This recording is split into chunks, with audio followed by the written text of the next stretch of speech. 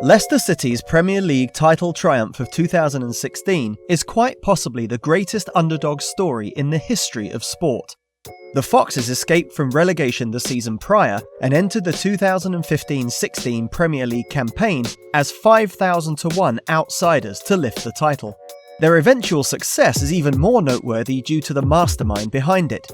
In July 2015, Leicester City appointed Claudio Ranieri as boss. The Italian had come off an abysmal 4-game spell as manager of the Greek national team and was fired by the Greek Federation's president, who publicly apologised to fans for the most unfortunate choice of coach. Needless to say, Ranieri's arrival at Leicester was met with scepticism.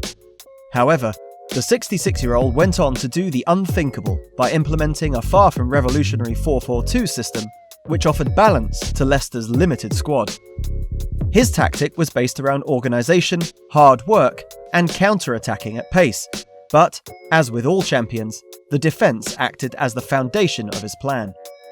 Leicester City's defensive shape often saw two deep and compact banks of four in front of goalkeeper Kasper Schmeichel.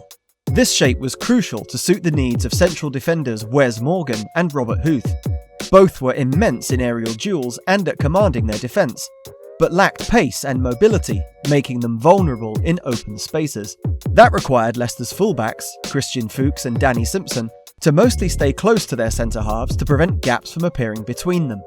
The fullbacks would close down opposition wingers when balls were played in behind Leicester's midfield line, and would usually hold position when Leicester won the ball back before supporting attacks later on.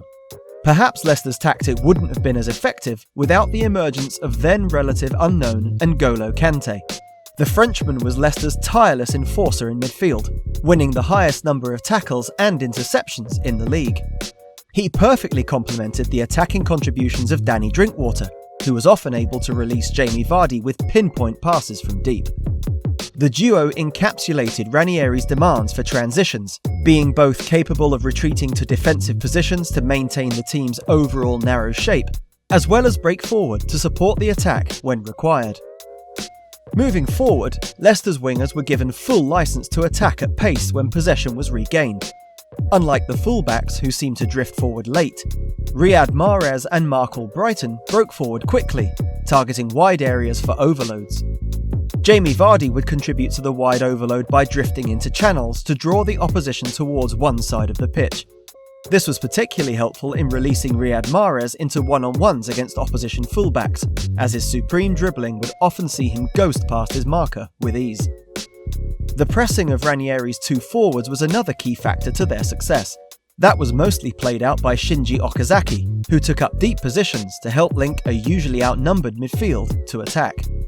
He would constantly harass opposition defenders and sometimes midfielders alongside Jamie Vardy, another relentless worker and counter-attacking threat. Vardy would always sit on the shoulder of the opposition backline, offering a direct outlet for his teammates. Vardy prioritised runs into half space as he attempted to either drag opposition defenders out of position to make space for a teammate, or run into the already exposed wide areas offered by opponents who had overloaded their stubborn and resilient defence.